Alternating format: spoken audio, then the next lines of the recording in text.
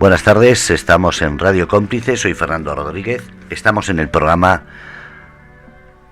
de la tarde de los jueves, Integrando Mundos. Vamos a presentar a Jesús Ulloa, que es el presidente, el director de este programa, y con ello empezará el programa. Hay Jesús, buenas tardes. Como de coches, se está colando por ahí. Buenas tardes, Jesús.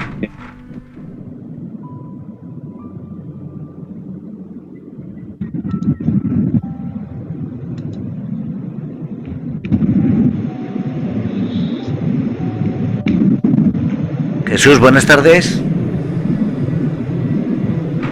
Buenas tardes, Jesús.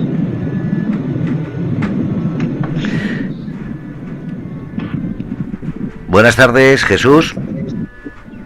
Esta es cosa del directo, que a veces... Jesús.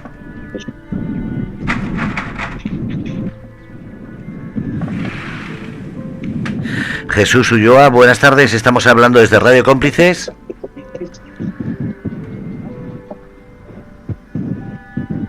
Nada, parece que hay problemas, vamos a ver si conseguimos hablar con él. Jesús, buenas tardes.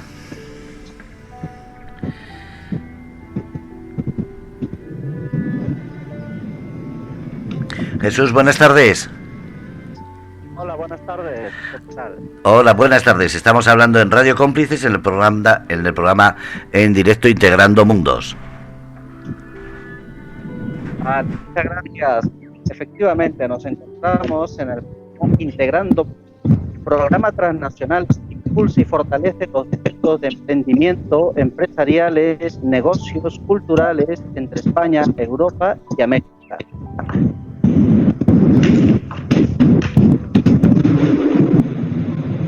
¿Está bien?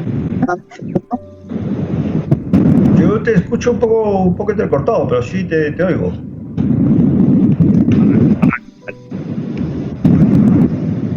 Por ahí, por el Fernando, ¿te escucha bien? Te escucho con un ruido de fondo, pero si quieres vuelvo a entrar a ver si... No, está así el tema. ¿Sí? Se está escuchando así la comunicación un poquito lejos y Sí. con sonido de fondo. Tú eres Luis. Yo a Luis lo escucho muy bien. Vale. Es a Jesús que le oigo con un ruido de fondo. Qué raro.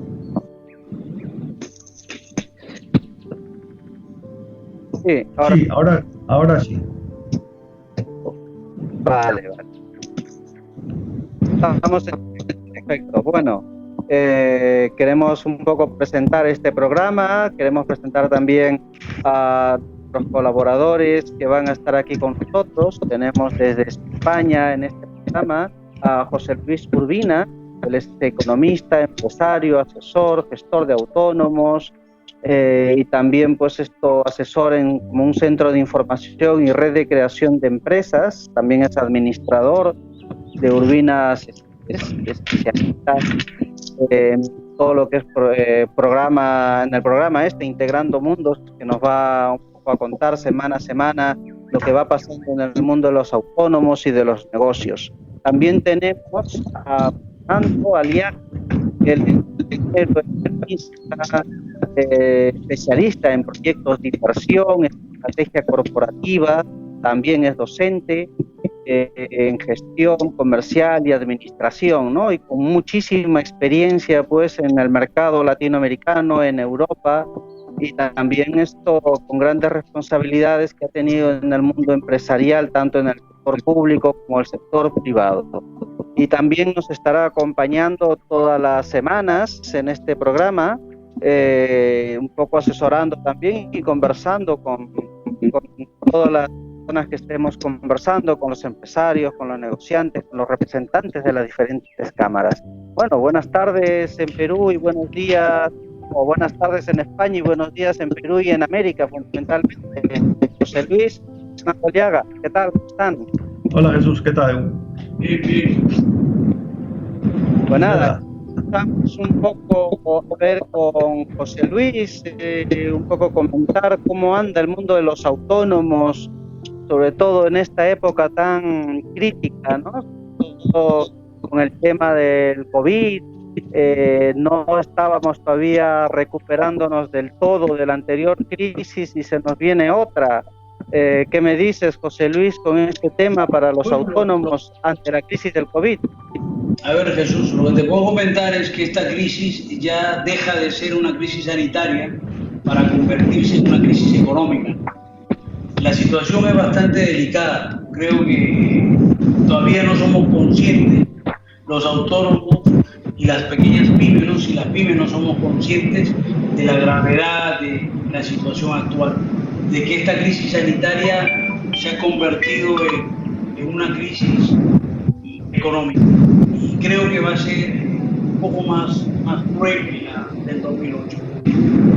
De todas maneras, el gobierno en la actualidad está tomando una serie de medidas que van a ampliar considerablemente el golpe, pero sigue siendo una situación muy complicada y muy delicada.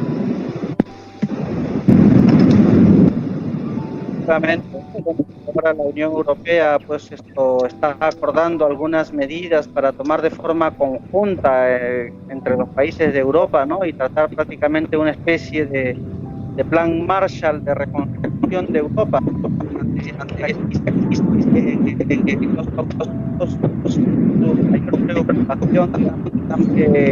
Las ayudas, ellos ven un poco el día a día, ¿no? A diferencia de las grandes empresas, pues los autónomos viendo el día a día, ¿no? Pues cuánto dinero realmente van a recibir si ayuda a los autónomos, o pueden proyectarse recibir las ayudas a los autónomos, ya sea de forma directa, de crédito, digamos, o algunas reducciones en cargas sociales. ¿Cómo va esto, José Luis?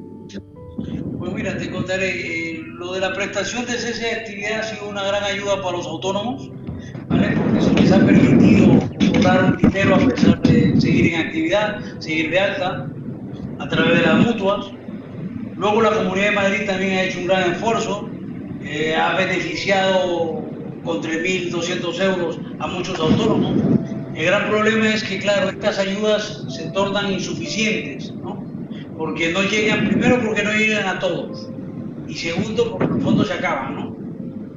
Tercero, los bancos, los famosos ICOs de los que habla el gobierno, pues no llega al autónomo que realmente está en dificultades, ¿no? Llega y los bancos lo primero que hacen es sanear sus cuentas y que todo vaya, darle dinero a quien ellos creen que pueden pagar y no al que realmente está en dificultades, ¿no? Realmente los autónomos que hoy están en dificultades, y esa era la idea, era darles estos préstamos hijos para aliviarles y ayudarles a tener liquidez y salir de la crisis en la que se estaban metiendo, ¿no? De hecho, el gobierno avalaba con el 80% estos créditos, pero los bancos han utilizado estos fondos, entre otras cosas, para darle a sus amigos, ¿no?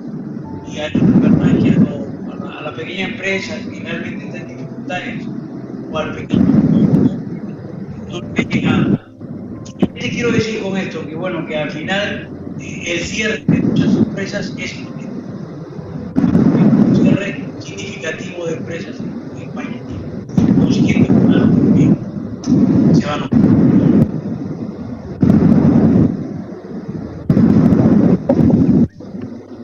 Por ejemplo, ¿qué pasa con los autónomos o las empresas en general que se encuentran ahora mismo, por decir, en una situación de insolvencia?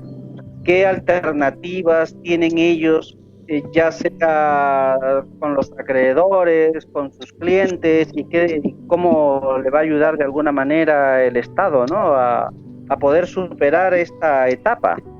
Bueno, el Estado ha puesto en marcha una serie de medidas, como son las moratorias, pero las moratorias tampoco están funcionando como es la esencia de la ley, ¿no? O sea, han dicho la moratoria y tal, pero muchos propietarios se niegan a darle estas moratorias e incluso amenazan a los inquilinos y les dicen que no va para allá, no va más allá, ¿no? Que tienen que pagar y tal y cual. Entonces es un poco complicado. En realidad debió legislarse de una manera más drástica, ¿no? Decir, bueno, obligarle a todo el mundo a aplicar la moratoria, que no sea obligado, y no solamente a las grandes empresas.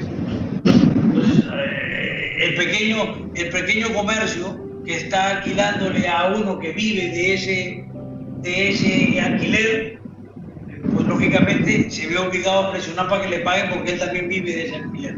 Entonces al final es una pescadilla que se muerde la cola.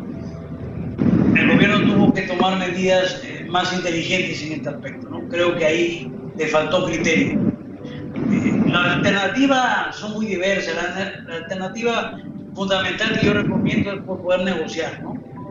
Negociar porque, bueno, hay la mediación concursal, que es lo que nos permite, pues, poder negociar unas quitas, una serie de pagos que no vayan más allá de 5 años o de 10 años. Entonces, la cuestión es que ya se ponga en marcha todos estos mecanismos y creo que en algún momento va a hacer falta poner claridad en el panorama laboral de España, ¿no? Y empresarial, porque lo que se avecina.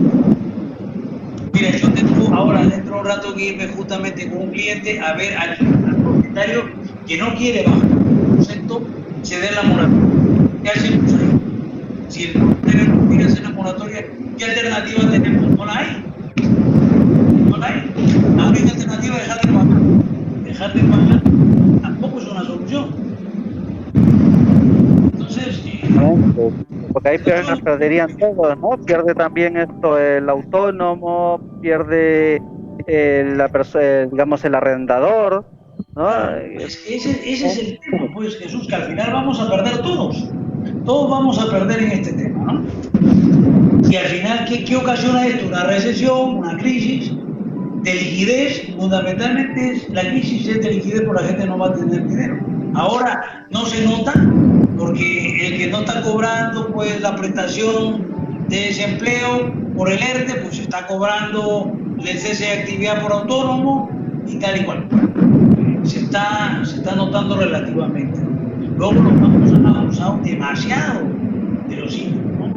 Porque yo tengo clientes que han solicitado los préstamos hijos y el banco les ha dicho sí, te lo voy a dar, pero como tú me debes esto, yo te lo voy a ir dando cada mes y te voy a dar el dinero para que me ingreses y cobrarme yo. Eso me parece un abuso tremendo, ¿no? O sea, que el banco diga, sí, te voy a dar 20.000 euros, pero los 20.000 euros no los voy a guardar yo. Y cada mes me los voy a ir pagando, me voy a ir cobrando de esos 20.000, lo que tú me debes. Eso es sí. Efectivamente, ¿no? Entonces creo que ahí esos préstamos de alguna manera, pues lo que se está asegurando el banco es directamente el pago de la deuda, ¿no? Y no exactamente la liquidez, para que el autónomo pueda operar directamente, ¿no? Empezar a trabajar, ¿no? A tratar de reimpulsar otra vez el negocio. Así es. Y muchas veces son deudas a uno contraídas en la práctica, ¿no? Porque son renting, son leasing de maquinaria, de camiones, de furgonetas, que aún se han estado pagando y se siguen pagando, ¿me entiendes? Que no, o sea, la deuda existe, sí, pero no hay un impago. Sin embargo, estos bancos se están asegurando de ponerlos como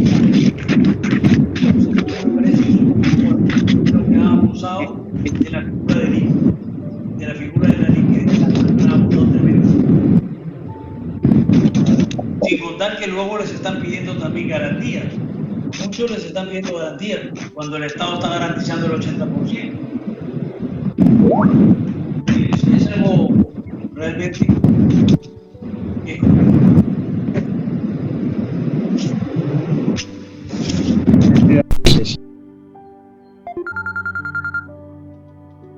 se encuentran actualmente, por ejemplo, los autónomos con deudas y a lo mejor tenían proyectado a pagar durante todo este tiempo las deudas y por la situación de la crisis no han podido pagar porque hoy muchos se han cerrado, ¿no? ¿Qué pasa con ellos? ¿Cómo se aplaza el tiempo por el tema de la deuda o es que pueden llegar a un acuerdo con sus acreedores? vuelvo a repetir, el tema está en que tienes que ponerte de acuerdo con el acreedor. Entonces, ahí está la dificultad, porque muchos acreedores viven de este tipo de cosas, ¿no? Entonces, claro, no quieren aplazar, no quieren que tú hagas un plan de pago, otros aceptan, ¿entiendes? Pero hay una mayoría, hay un grupo además numeroso que presiona y está presionando para que el autónomo pague. Y todas las deudas y todo, y que no hay que pagar. El gran problema está en que no hay liquidez. El autónomo lleva, como tú bien lo has dicho, 3 meses parado. 3 meses parado, que ahora, claro, dile tú que empiece a pagar. No puede pagar de golpe, tiene que haber una flexibilidad. Y los bancos también deberían ser flexibles. Sin embargo, no son. Los bancos son los primeros que están llamando para cobrar o las hipotecas, o los coches, o los leasing, o los renting, o las tarjetas de crédito. Tú has escuchado que algún banco te dice, bueno, te voy a flexibilizar el pago, por estos meses no me paguen, muy raro. Algunos lo habrán, no digo que no, pero la mayoría están haciendo ataques a las personas. Entonces, en el 2008, cuando la banca tuvo su crisis, aquí apechugamos todo, ¿no? Todos le dimos dinero, todos lo apechugamos, le salvamos a ellos, y ahora cuando ellos nos tienen que salvar a las personas, no lo hacen. Sí, se entiende. La mayoría de las cosas están desentendiendo al autónomo. Porque es muy fácil que tú vayas a pedir un crédito y si tienes dinero te lo van a dar. Pero si no tienes dinero, difícil, complicado. Yo te lo digo por experiencia que tengo yo a muchos clientes que van a los bancos, han ido ya a pedir y algunos les piden garantías y si no tiene garantía pues nada.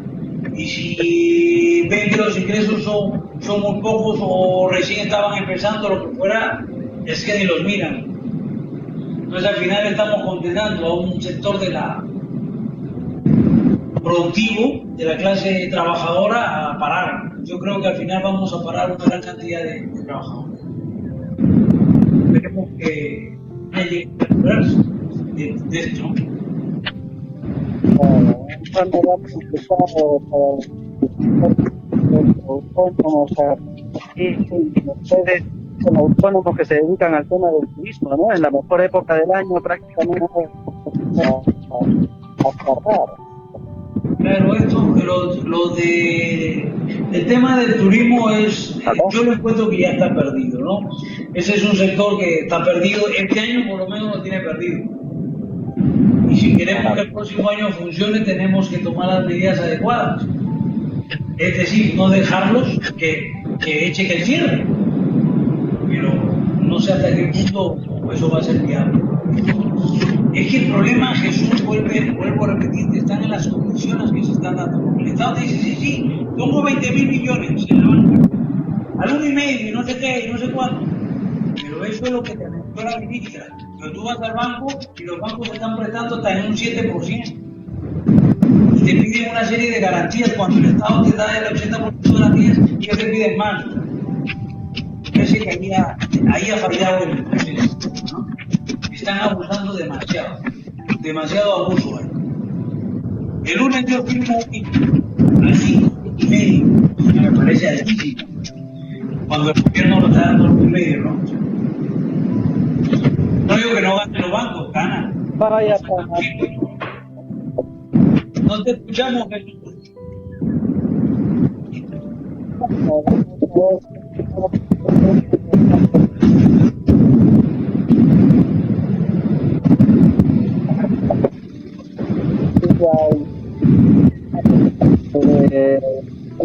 Punto, ¿no? Pues ahora ya más años, un tema mundial, Europa en particular, pues tiene que caminar de la mano, ¿no? Y políticas adecuadas, ¿no?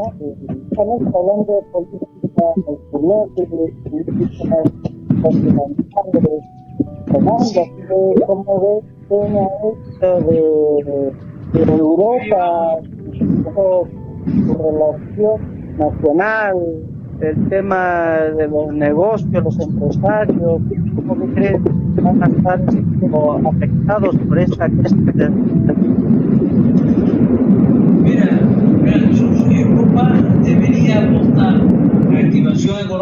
porque es la única viabilidad posible de que los países vuelvan a estar, a generar ese estado de bienestar del que siempre Europa está orgullosa, ¿no? Pero las condiciones que están planteando pues son bastante complicadas, son bastante leoninas. Hay un grupo de Europa que dice que no, que el dinero tiene que llegar en forma de préstamo a los países y que estos tienen que ajustarse para poder pagarlos. Entonces ese ya es un problema. Mira, en Alemania Lufthansa le ha dicho no al gobierno alemán. El gobierno alemán quiere rescatar la compañía, pero tú imagínate qué le habrá pedido que la compañía le ha dicho que no. O sea, ¿cuáles habrán sido las condiciones para que Lufthansa diga que no, que prefiera irse a la quiebra antes que ser rescatada por un gobierno que le pone la soga al cuello? Entonces la situación es un poco delicada.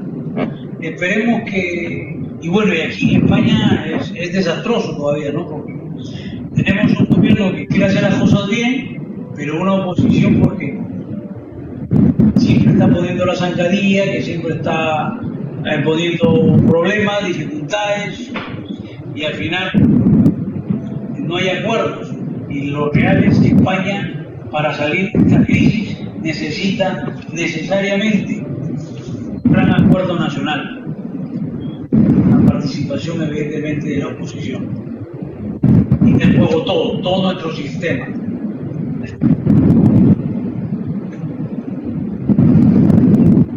¿Se escucha, Jesús, o no? No sé si me escuchan ahí. Sí, ¿Me algo escuchan por ahí? mejor, pero se te escucha muy mal, ¿eh?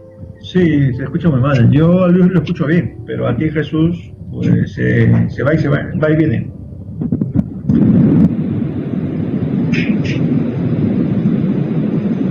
Debe ser tu micro, debe ser el ¿Me micro. escuchan bien? ¿Cómo va?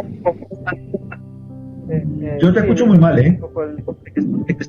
Sí, yo te escucho bien a ti ahora mismo. Yo creo que es el micro que te está fallando. Sí, yo también. Ah. Yo también creo que es el micro que... Eso te pasa por comprar en los chinos, pues.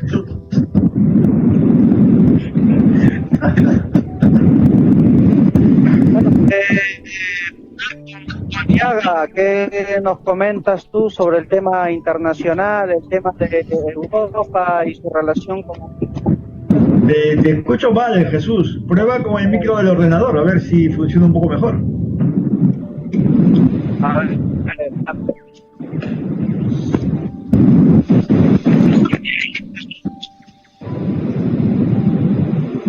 ¿y me escuchas un poco mejor?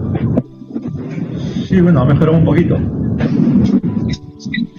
No, te preguntaba, Fernando, a ver qué perspectivas ahora de la relación comercial, negocios, se va a incrementar, se va a potenciar ahora a raíz de la crisis del COVID entre Europa y América, ¿no?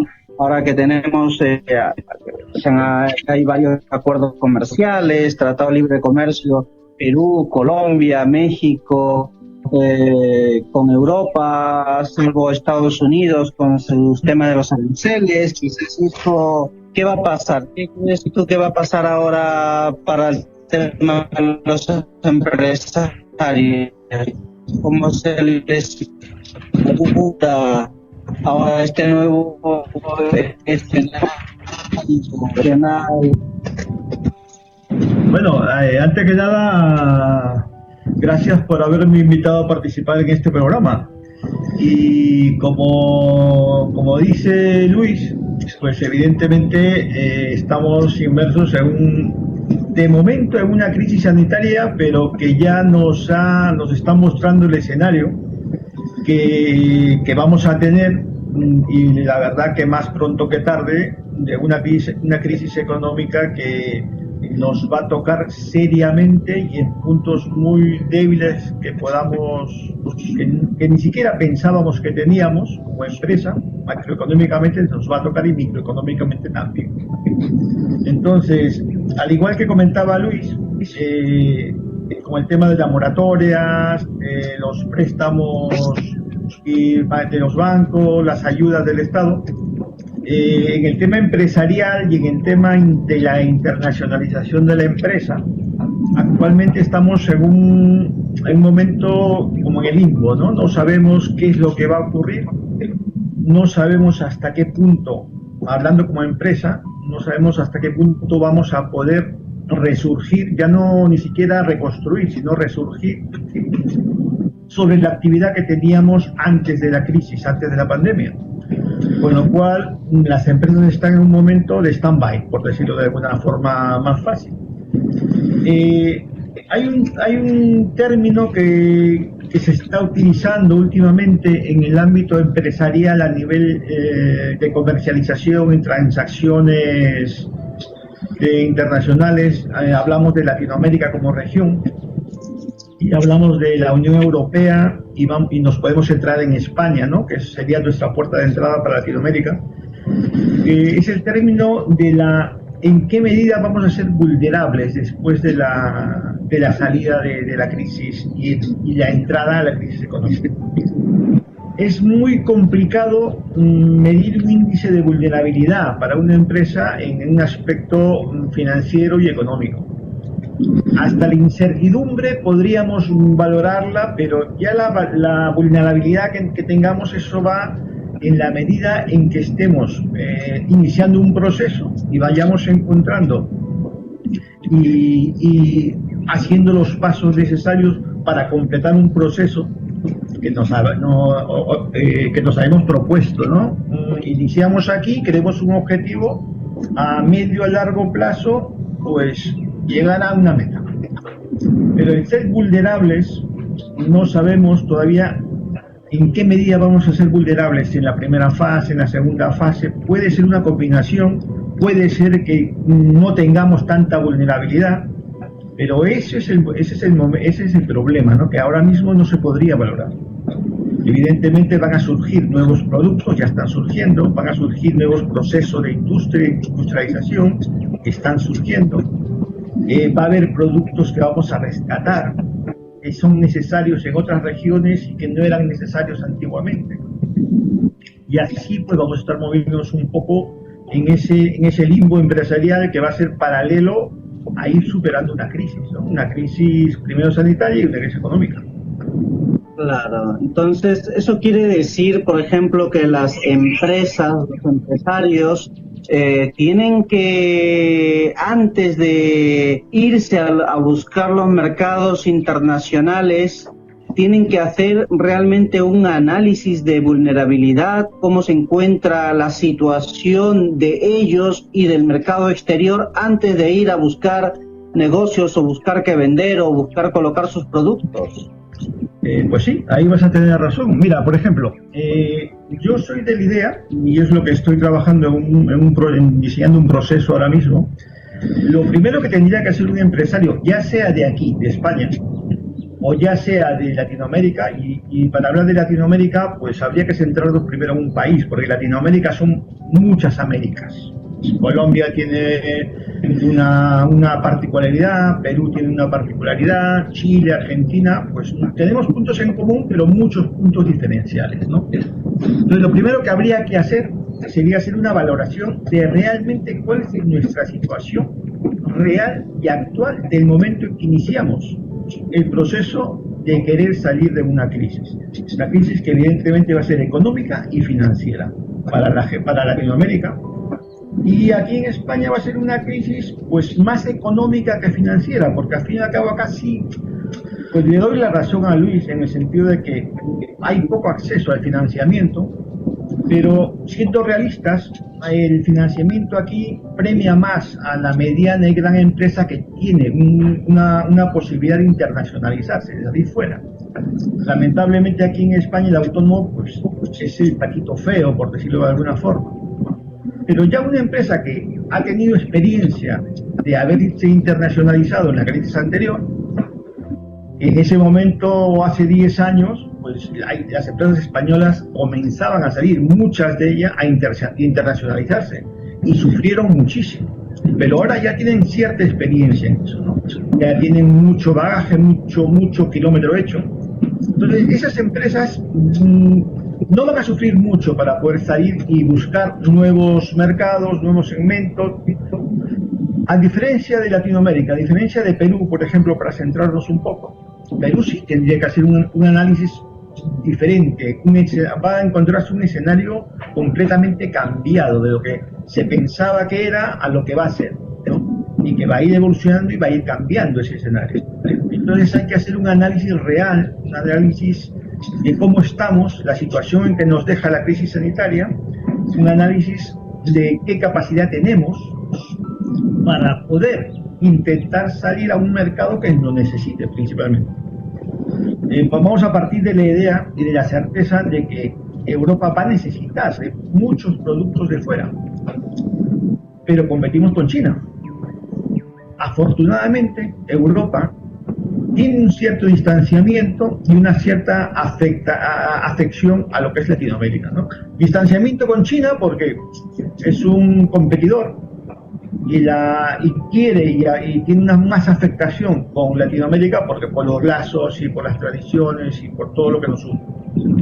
Pero como tú dices, el análisis tiene que ser un análisis real, que hay que comenzar a hacerlo desde ahora, para ir dándonos cuenta de qué grado hasta dónde vamos a ser vulnerables en el proceso que vamos a iniciar.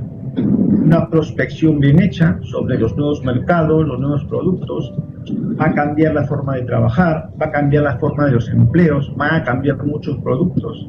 Se va a ver un cambio muy, muy grande en ese sentido. Claro, entonces eso es importante, digamos, para las empresas, ¿no? Y aquí va un tip una recomendación que finalmente tendrían que hacerlo, ¿no? Es hacer un diagnóstico situacional real, cómo se encuentran y también cómo está el mercado al que van a ir. Y yo recuerdo, y lo has comentado tú, hace 10 años prácticamente cuando empezó la crisis aquí en España, las empresas pequeñas, medianas, grandes empresas empezaron a buscar mercados en América Latina, en África, pero luego he visto un fenómeno, digamos, a partir de hace 3, 4 años, el retorno de muchísimas empresas que se fueron y que creo que, no sabría decirte cuánto, pero creo que más del 50% de aquellas empresas que salieron hace 10, 12 años prácticamente han regresado y son pocas las que realmente han dejado algún tipo de delegación en esos países. La mayoría ha cerrado y ha regresado otra vez a España. Quizás no sé exactamente por qué, si se habrá hecho algún estudio al respecto, ¿no? ¿Por qué las empresas han retornado? Porque aquí ya se veía de alguna manera que ya regresábamos a la normalidad, la economía estaba mejorando y que ya no era necesario hacer tanto desgaste en estos mercados internacionales. No lo sé, ¿qué piensas tú? Sí, ten en cuenta que cuando se inicia la crisis de hace 10 años, 12 años ya, en el 2008 ya se comenzó a ver que pues, la crisis iba a ser una crisis real. Ten en cuenta que las circunstancias eran diferentes. Para España en particular, para Europa en general, pues las circunstancias eran de necesidad extrema. O salgo e intento vender fuera, o me quedo aquí y me muero. Entonces, por proximidad y por facilidad en el idioma, pues Latinoamérica era un mercado en ese momento, y te digo que había ciertas circunstancias que se daban en ese momento, América estaba en un proceso de crecimiento. Dentro de la región latinoamericana, pues estaba Colombia, estaba el mismo Argentina, Perú estaba con un crecimiento del PIB, pues que estamos hablando del 6-7% sostenido en el tiempo. Entonces tenía capacidad de compra, capacidad de absorber productos. Las necesidades eran reales y había capacidad de compra sobre todo. Entonces las empresas españolas, en su mayoría que comenzaron a salir, tenían poca o ninguna experiencia y muchas pues cayeron en el intento. Muchas, otras sí lograron establecerse por medio pues, de asociaciones, de joint ventures que hicieron compra con empresas latinoamericanas. Pero ese proceso se fue agotando en la medida que Europa se iba recuperando, España se iba recuperando, y América iba perdiendo poco a poco esa capacidad de adquisición, ¿no? De compra sobre todo. Se fueron quedando, sí, se fueron quedando muchas. Actualmente hay aproximadamente en la región latinoamericana unas 8.000 empresas españolas que todavía están ahí. Bueno, las multinacionales de siempre van a estar. Pero ten en cuenta que todavía hay muchas transacciones comerciales con Latinoamérica, ¿no? Un poco, y es precisamente las que volvieron, las que se consolidaron aquí en España, las que volvieron de España, muchas venían pues con la lección aprendida, dejando representaciones, no ya en nombre de su propia empresa, pero sí participando en representaciones con empresas locales. Esa es la ventaja, ¿no? que le daba estar fuera. Y ahora en España lo que está ocurriendo es que no existe esa necesidad extrema como existía en esa época. La necesidad va a ser de las empresas peruanas o latinoamericanas de salir a mercados de fuera. Entonces se ha invertido un poco el proceso. Mal o bien, la empresa europea va a tener capacidad de adquisición. El mercado interno europeo va a mantener su capacidad, con las limitaciones de muchos sectores, pero va a seguir manteniendo su capacidad de compra, de adquisición. Entonces, se ha invertido la necesidad de lo que ocurrió hace 10 años a lo que va a ocurrir ahora. La empresa peruana o latinoamericana es la que tiene que salir a buscar un nuevo mercado. Entonces, esa es un poco la idea, ¿no? Que hay que trabajar eso no quita que la empresa europea tenga que salir también hacia Latinoamérica, porque tiene que vender. Porque el mercado interno, con su capacidad de compra, va a ser medianamente pequeño para ellos. Entonces, la idea es esa. Claro, pero, por ejemplo, ahora, ¿no? El mercado latinoamericano, americano, fundamentalmente ahora va a tener que salir y buscar, cosa que no pasaba hace 12 años, ¿no? Buscar nuevos mercados. Pero conociendo un poco el mercado latinoamericano y peruano en concreto, ¿no? Que básicamente somos exportadores de materias primas, no sé, el tema de las frutas, la agroindustria medianamente que hay en algunos países, ¿no? Quizás Colombia, Chile, Brasil, puedan tener mayores opciones, ¿no? Que otros países que no tienen tanta experiencia o tanta producción, como el caso de Perú, Ecuador, o los países centroamericanos, ¿no? Entonces, un panorama bastante difícil y competitivo a nivel de los países, a ver quién exporta más materias primas, ¿no? Porque el mercado internacional empezará a requerir un poco más estas materias, ¿no? Entonces, ¿cómo ves eso? ¿Qué sectores concretamente van a tener más opciones o mayores oportunidades en este nuevo escenario? Mira, definitivamente tienes razón en el sentido de que del lado latinoamericano hay un tipo de producto que es el que hay que venderlo definitivamente, ¿no? Estamos hablando de la agroindustria, tenemos una variedad muy grande de productos, pero en este caso de la agroindustria tenemos un hándicap que es que necesitamos la certificación del producto a nivel europeo, que a veces es muy complicado que una empresa peruana pueda acceder a ese tipo de certificación, pero no porque no vaya a obtenerla, sino por el tiempo que se va a tardar en obtenerla para poder comercializar tranquilamente a nivel europeo.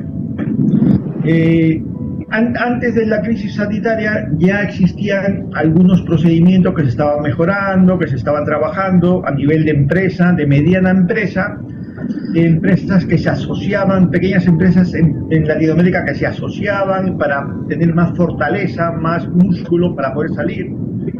Pero ¿qué ocurre? Que ahora todo ese proceso, todo ese trabajo que se hizo antes de la crisis, hay que mejorarlo, porque ya no es suficiente con lo que se hizo en ese momento, porque ese era un escenario de condiciones normales. Ahora las empresas que van a venir de Latinoamérica a Europa se van a encontrar un escenario un poco más competitivo.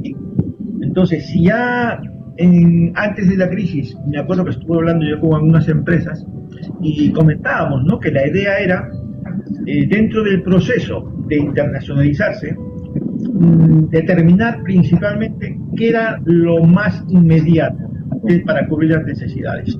Lo principal, clientes. Sin clientes una empresa no puede hacer nada.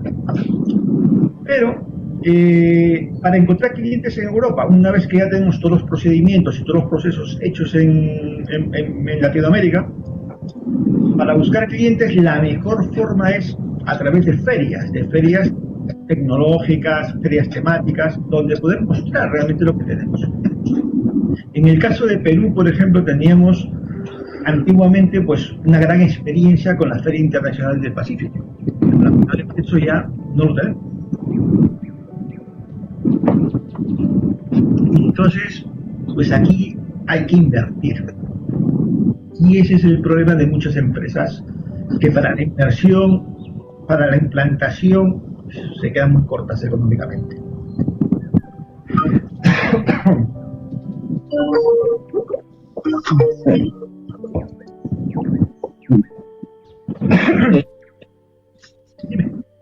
Efectivamente, estamos aquí un poco intentando conectarnos con Henry.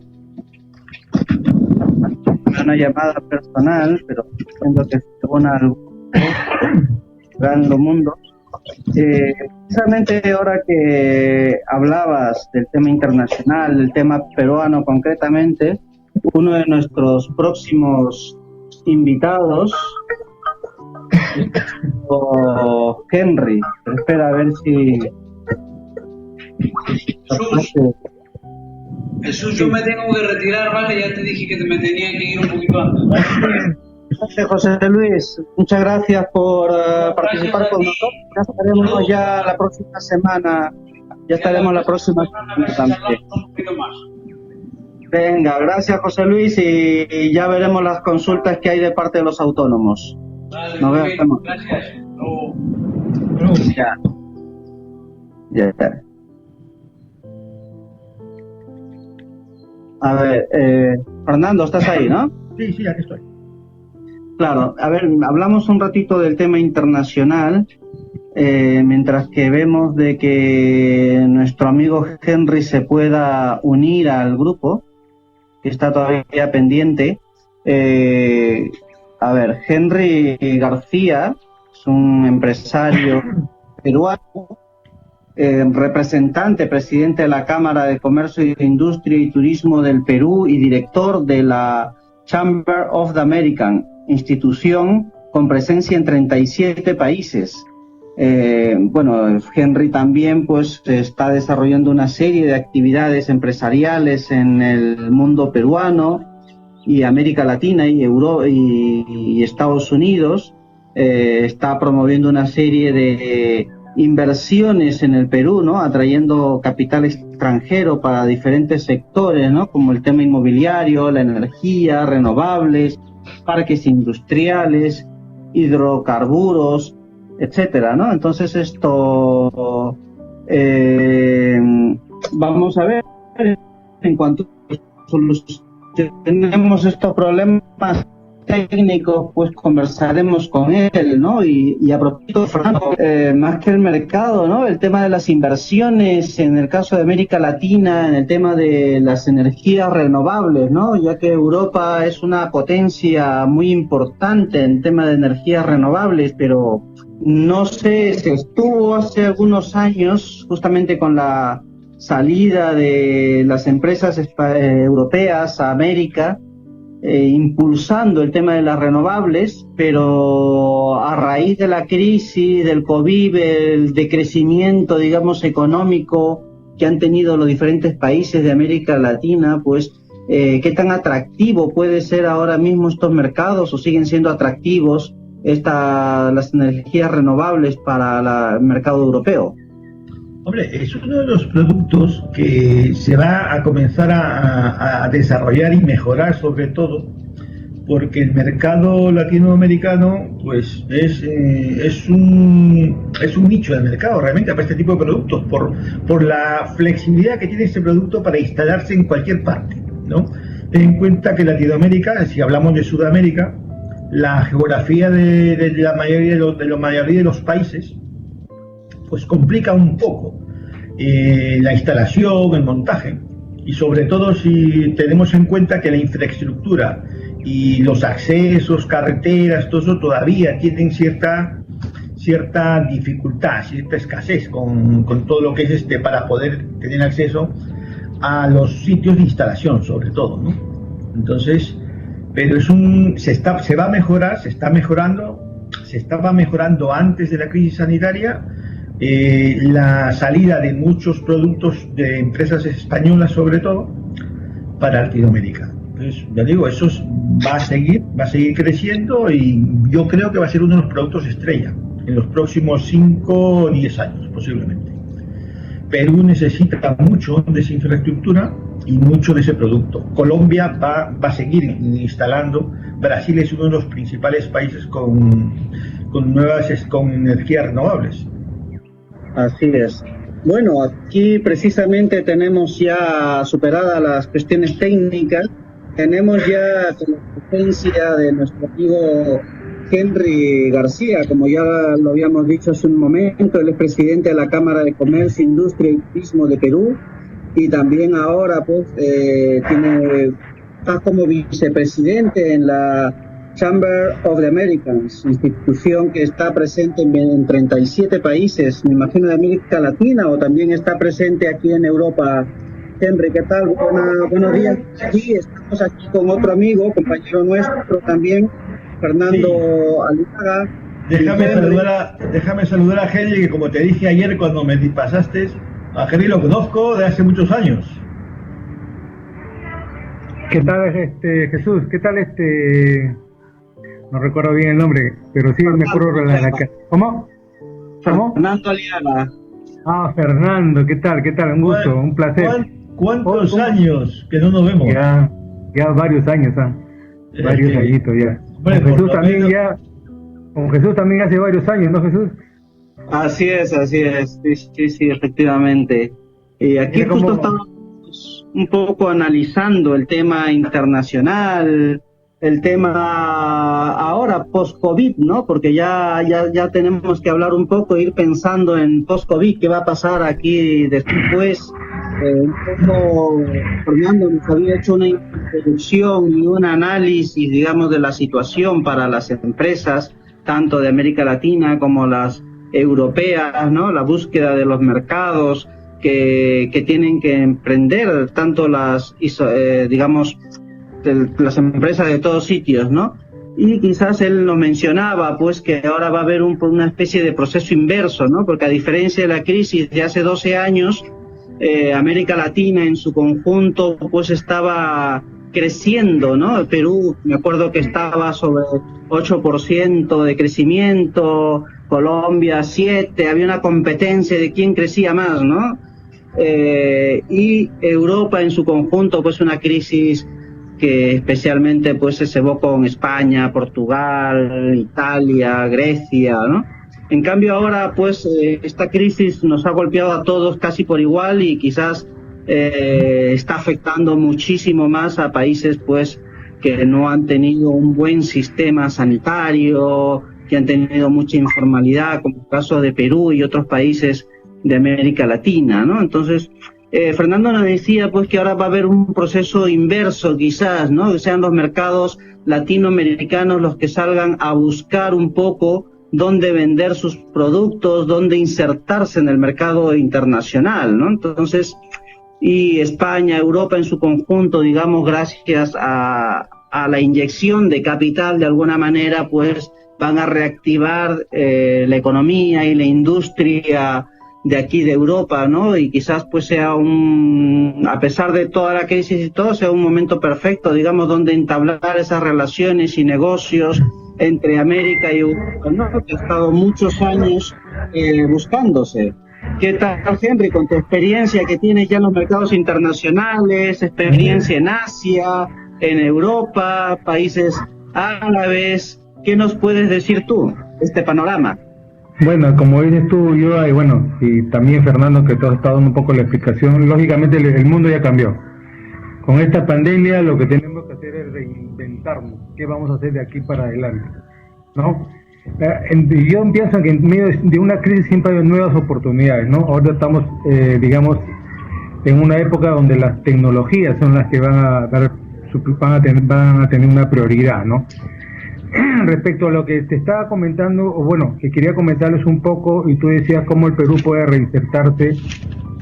Yo tengo mucho conocimiento, por ejemplo, de que en Estados Unidos, por ejemplo, va a haber una gran demanda de alimentos. Eso ya está prácticamente dado, hecho, lo he confirmado. Me han escrito de Estados Unidos, me han escrito de México también. Entonces hay muchas, digamos, las personas que yo he podido conversar, hay mucho interés, por ejemplo, de inversionistas que están buscando alquilar terrenos en América Latina con la finalidad de poder sembrar productos ecológicos, ¿no? Alimentos, ¿no? Con la finalidad de poder exportarlo a los Estados Unidos. Entonces creo que Perú tiene esta es una oportunidad para el país, porque el país, nosotros tenemos costa, sierra y selva, y tenemos una tierra bendita y en la selva tú sabes cómo llueve, en el cual podríamos dar un paso, por ejemplo, para que empresas o personas interesadas puedan alquilar terrenos, generar trabajo, y ese producto específicamente sea para abastecer el mercado americano, ¿no? Esta es una oportunidad, ¿no? Digamos, ¿no? Porque ya de Colombia, los colombianos quieren que vayamos para allá, quieren que las inversiones vayan para allá, pero yo pienso más en mi Perú, porque tenemos la sangre inca, hermano. El corazón. Ese es nuestro legado. Sí. Y otra de las cosas muy importantes también es en el sistema de infraestructura. Perú necesitamos, es muy urgente ahora con el cambio climático que ha habido, porque vemos que la naturaleza está descansando, ¿no? Nunca en Perú se ha visto, al menos en Costa Verde, acá en Lima, ver a los delfines, ¿no? Es bien raro ver delfines, ¿no? Algunos decían que era apocalíptico, ¿no? Yo no pienso que es apocalíptico, sino que yo veo que es el mundo, el mar que descansa, la naturaleza que descansa. Entonces tenemos también que... Aquí ha ocurrido algo similar, ¿eh? En las playas han aparecido especies sí, que no venían hacía mucho. Y creo que es una oportunidad para impulsar lo que son las energías verdes, renovables, sea eólica, sea solar, ¿no? Sea geotérmica también, porque nosotros tenemos magma debajo de la tierra. Y también creo que es la oportunidad también de crear tecnología en el Perú. Nosotros somos ricos, todos sabemos que nosotros somos ricos de minería, hemos sido productores de harina de pescado en su momento, hace muchos años, tenemos minería y agricultura, pero no tenemos industria, Jesús. Eso es lo que a mí me ha preocupado, es lo que yo siempre he estado promoviendo estos últimos tiempos, que necesitamos industrializar el país. Es la única forma de que nosotros podamos salir adelante, y es hora de que el gobierno actual y el próximo gobierno nos apoyen a crear, a fortalecer esas zonas comerciales, ¿no? Que el Perú tanto necesita, ¿no? Porque es muy importante para ellos. Entonces, para mí es muy importante eso, la tecnología, pero la tecnología no solamente trae tecnología, sino hay que traer educación. Que nada vale traer tecnología si no hay educación. Veamos los países asiáticos, Japón, Corea del Sur, Malasia, todos aplicaron educación con tecnología. No estoy haciendo propaganda de ningún partido político, por si acaso lo que nos escuchan, porque ¿no? Pero en realidad es eso, ¿no? Educación y tecnología. De esa manera podemos crear trabajo, pero también necesitamos crear infraestructura, necesitamos crear más puertos, necesitamos fortalecer las carreteras, necesitamos, ahorita a mí me alcanzaron del gobierno anterior en una iniciativa para construir 200 mercados de abastos, 150 terrapuertos, ¿no? Hay un proyecto, por ejemplo, para poder modernizar la refinería de Loreto, que estaba excelente. Yo tengo el proyecto en sí. Había un proyecto para generar un tren desde Loreto hasta Yurimagua, y la segunda etapa era desde Yurimagua hasta Paita. ¿Qué pasaría ahí? Si modernizamos, la refinería de Loreto, tenemos Loreto para llevar hasta Paita, no tenemos que usar la embarcación. Pueden venir los productos de Brasil, ¿no? La soya, por ejemplo, que también tiene que dar una vuelta, se podía transportar ahí, los productos de la selva, y las personas, ¿no? Era un buen proyecto, mucha gente le ha gustado el proyecto. Yo logré contratarme, gracias a Dios, con unos fondos de inversión de Nueva York, de la bolsa, que estaban muy interesados en tanto en lo que es la refinería como, digamos, como el tren interoceánico que le llaman, ¿no?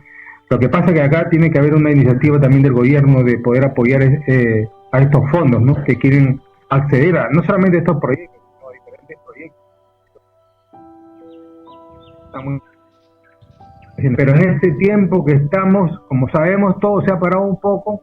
Ahorita hay que aprovechar la industria en la agricultura. Para eso lo que yo estoy motivando a los agricultores es el concepto de asociatividad, que le fue muy bien a los colombianos, que se puedan asociar y puedan formar sus propias cooperativas para poder hacer un contrato, ¿no? De repente un contrato de buena cantidad de productos diversos, y que la cooperativa añade a todos los agricultores y sea la cooperativa la que hace el contrato con la empresa que está demandando el producto. Es un poco el tema que yo estoy manejando acá, ¿no? Claro, interesante. Fernando, ¿tienes alguna consulta, creo? Sí, mira, yo en ese caso, bueno, yo en los últimos 10 años prácticamente pues, he estado en Perú y viviendo, Jesús, tú lo sabes, pues hasta el año pasado. Es más, yo este año tendría que estar ahora mismo en Perú, pero la situación cambió de un día para otro, ¿no? Sí, desde hace unos 14 años se viene trabajando, le doy la razón a Henry, con temas de proyectos, pero siempre hay algo que falla, porque nos quedamos siempre en proyectos, ¿no? Entonces es ahí donde hay que ubicar lo que te decía antes, un análisis real. ¿Qué es lo que está pasando? ¿Por qué paramos si ya estamos con una velocidad de crucero y de repente nos paramos y todo se queda en nada? ¿Qué pasa con los productos agrícolas, ¿no? Yo he tenido oportunidad de estar en ferias aquí, ferias temáticas, con empresas que han venido de Perú, empresas que han venido de Colombia, empresas que han venido de Ecuador. Y el común denominador de la mayoría de empresas que vienen a hacer, te hablo a lo mejor de hace un par de años, ¿no? Que venían a hacer pruebas, buscando clientes en ferias, que es donde más se consiguen los clientes. El problema que tenían era que no tenían capacidad para producir y para poder servir los pedidos. Porque se encontraban con clientes que le decían, mira, el producto me encanta, el producto lo quiero para Alemania, lo quiero para Austria, lo quiero para... Pero yo necesito que tú me sirvas cada mes, pues, tantas toneladas. Y el problema era que le decía, si yo te sirvo eso en un mes, ya no puedo. Eso es para todo un año. Entonces, el problema es esa, la capacidad de producción. Que puede ser una solución el cooperativismo, la asociación, pero sigue habiendo todavía mucha falta de capacidad de producción. Y eso lo único que se puede hacer es, bajo mi criterio, financiando, ya sea a través del gobierno, a través de fondos de fuera, pero tratar de financiar, ¿no? A mí la idea de alquilar terrenos y parcelas para que vengan me parece una buena idea, pero eso también se podría aprovechar para que de alguna forma el productor nacional tenga capacidad de salir, pero capacidad para poder participar en eventos y al cliente poder servirle. ¿Qué es lo que pasa? Eso es más o menos el criterio que tengo yo cuando hablo con algunos clientes y me dicen qué es lo que ocurre. Porque yo a la gente de Perú le digo, tú tienes que participar en ferias para poder vender. Pero si tienes capacidad, si no tienes capacidad, mal asunto. Vas a gastar dinero y vas a volver después de un viaje de turismo, ¿no? Bueno, pero dime, sigue nomás. No, esa era la parte que tú estabas comentando, que me parece muy bien. En el tema de agricultura estamos trabajando en ello. Pienso que una buena experiencia para mí una buena experiencia fue Colombia, le dio sus resultados en el tema de eso. Y es algo muy importante, ¿no? Por ejemplo, y te voy a hablar 2 minutitos acerca de mi experiencia en el sector agro, ¿no? Por ejemplo, tuvimos solicitudes, por ejemplo, del Sachainchi. ¿Ya? Y el Sachainchi crece en la selva. Sí. Habían demandas por ejemplo, de 2 contenedores de 40. La gente, por ejemplo, en San Martín, quemaron los maizales y se volcaron al Sachainchi. Pero ¿qué es lo que sucede? Que llegaron chinos, llegaron gente de Corea, de Vietnam, por el producto, y los agricultores, al no tener un concepto de asociatividad y no tener ninguna cooperativa, cada uno le puso un precio. Era muy difícil a uno como broker, como algo, hacer un contrato con una empresa entera cuando los montos variaban toda la semana. Y tú sabes, sea, todos sabemos que cuando haces un contrato por un precio, ese precio se tiene Exactamente. que quitar por... Sí. Entonces, eso es lo que ha faltado. El otro tema es que no hay capacidad, eso yo lo entiendo bastante, ¿no? Por eso yo hablo mucho del concepto de asociatividad. Ok, es como fue con las confecciones, ¿no? Hubo un producto, un pedido de Estados Unidos, se juntaron 3 empresas para abastecer, por ejemplo, pantalones. Pero ¿qué pasó? Que cuando llega el producto de Estados Unidos, los pantalones, cada confeccionista le puso el botón que quería y el hilo que quería. No había estándar. Entonces, todo, por eso yo hablo de un concepto de asociatividad. Puede formar un consorcio, digamos, ¿no? Sí. Que haya un administrador independiente de ninguno de las 3 para poder administrar bien esto, ¿no? Y totalmente de acuerdo. El resultado debido, ¿no? Sí, bueno, efectivamente, ¿no? Es increíble cómo a veces se pueden perder oportunidades de negocios y realmente por esa falta de asociatividad, ¿no? Pero yo quería de alguna manera dejar sentado, digamos, el compromiso, Henry, en un próximo programa, en las próximas semanas coordinaremos para volver a tener una entrevista y poder hablar también de otros temas tan importantes como el tema de algo que habíamos comentado también, otro tipo de inversiones en Perú, el tema inmobiliario, de energías renovables.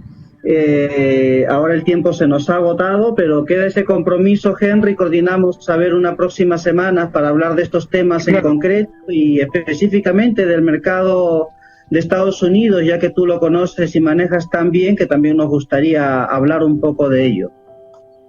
Sí, quería aprovechar el minutito que me das para saludar a un amigo que está allá en Madrid. Bueno, es una asociación, la Asociación de Microempresarios allá en España, para mi amigo Juan José Domínguez, no sé si lo conoce, un ingeniero camino. Sí, siempre viene al Perú, él ha estado muy involucrado en el sector construcción, ¿no? Le mando un fuerte abrazo acá, sabía que está conectado él a la radio.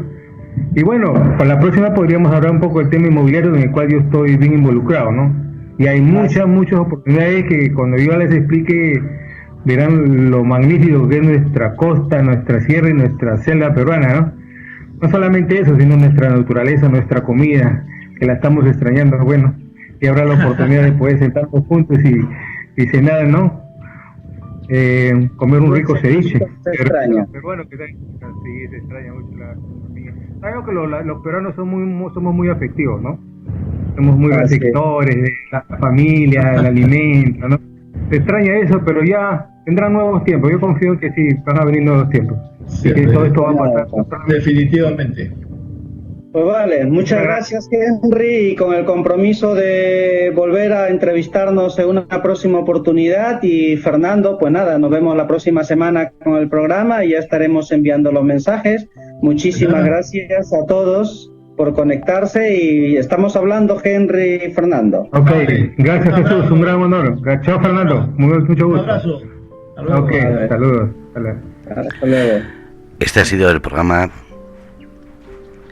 de Jesús, el programa que estamos diciendo, cómo no, que estamos hablando de economía, de cultura, de historia y sobre todo, espero que guste porque son programas de economía intercontinental que a todos nos va a venir bien hablar. Gracias a todos desde Radio Cómplices y como no, en breve seguimos con el programa Letras con Alas.